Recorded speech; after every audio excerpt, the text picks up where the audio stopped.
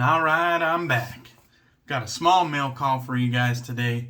Right before bed, I'm on the wind down. There we go. I'm on the wind down. Just a small mail call. But I do got the candles lit, so the vibes are set. This is Moon Soap's Warmest Regards candle.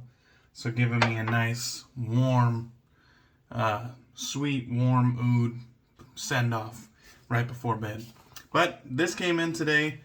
I was busy chatting it up with shave friends earlier, so I didn't get to do it until now, but I'm going to do it now.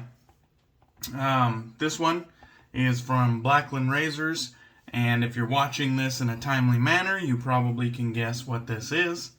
But let's go ahead and introduce the unboxing instrument. This is the Benchmade Freak. Has those nice textured carbon fiber scales, M4 steel with the coated blade, and just a real sexy fucking razor. Got the red liners and spacers down on the bottom. Just a real sexy blade. So let's go ahead and get into this. Just the one thing for the mail call today, but I don't get a whole hell of a lot of these in the mail, so might as well make it a occasion. Alright, now I'm opening it from the back side, so if all the cool shit is in the front, that's just too damn bad. And it looks like they did have maybe a receipt or something in the front. Let's see if I could fish this out of there. There we go. Had to get the knife involved.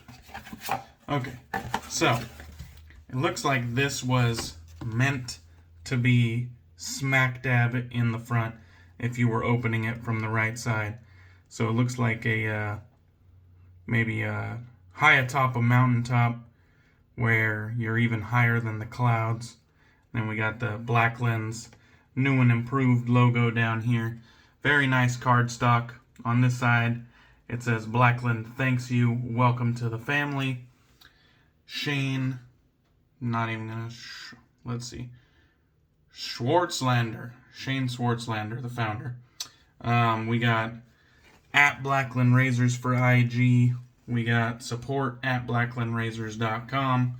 And then again, the logo. So nice cardstock. Always like seeing little touches like that. Then we got a invoice. We got some black wrapping paper just to keep the package from moving in transit. And then we're greeted with this. A nice Blackland box. What we got in the back? blacklandrazors.com in the back. And not much else. This is a good start. Let's see if there's any special way to open this. Okay, we got a little piece of tape on the bottom here. So I'm just going to give it the once over. And then hopefully I'll be able to open this. Okay, if I'm using my brain. A little slice down the middle. Okay, see, and then the doors just swing open after that. And I'm giving it a little bit of a tilt so it doesn't come catapulting out. Alright, let's try to get a handle on things here. So this is what we're looking at. The Blackland Era double-edged safety razor. And that is kind of the packaging that you will expect upon opening it. It says, the Era. You are now the proud owner of the most advanced safety razor ever made. Bold claim. Using sophisticated metal 3D printing and precise CNC machining, the Era is paving the way for the future of American manufacturing. Bold claim. Welcome to the revolution.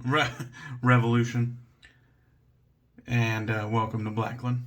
And so let's go ahead and it looks like it was designed to kind of sit in this slot.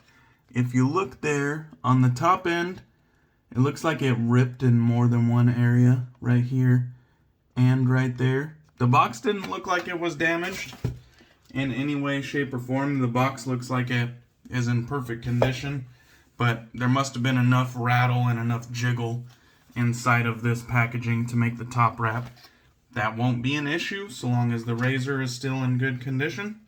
Oh, and if we look down here, it also kind of looks like it tore a little bit on the bottom as well.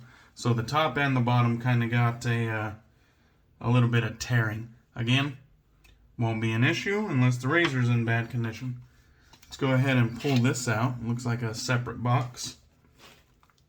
And this is what we're looking at here.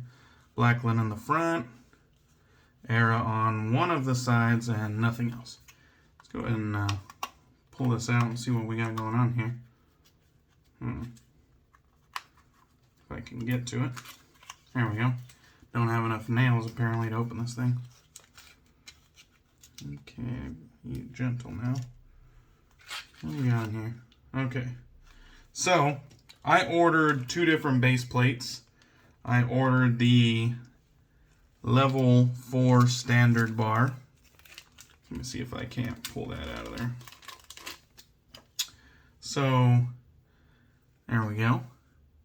We got Blackland USA level 4. Whoo, I almost lost it. And it looks like we got standard bar here. It also has a designation 4 on either side on the top end, and obviously on the bottom end as well. So, okay, there's that. Let's give it the once over for visual flaws. It looks like there's a little piece of fuzz or something right here, but right on the top end of that 4, it looks like there's a piece of fuzz, but no big deal other than that. In certain areas, it looks like the machining is really nice, and then in other areas, there's a lot more marks. And this is just my 3-year-old cell phone, so you know, that's about as good as it's gonna get for camera quality in this fucking YouTube channel. But you kind of see where things are a little bit smoother, albeit grainy, and then where things are definitely more like lined out and unfinished, not quite as smooth. And then here, I believe these little rubber rings are in case you want to put them in these little rings on the handle. If you want to try those to give you some little bit extra grip, I believe that's what those are for. I won't be using those, so I'll just put that right off to the side. I've never, in all honesty, seen like a Blackland handle that I really liked thus far, and this one is no exception. It's a little bit basic bitch. It does look like it has a nice kind of a matte, smooth finish throughout here, and then again kind of when you get into some different details. Let's see if it'll focus. I don't know if it will, but right on that little chamfer you can see it's not quite as smooth, not quite as finished. Let's go ahead, unscrew this thing. It has one of these little washers on the underside. I do not use those, so I'll be tossing that. It looks like we got a nice little stubby screw-in point, which not bad. If my camera will focus on the right bit here, which it's not looking like it's gonna, unfortunately. All right, so let's pull this off. We'll get a look at the underside of the level 3, and this one is open comb. And the open comb, in all honesty, is the main reason why I wanted to give this razor a try.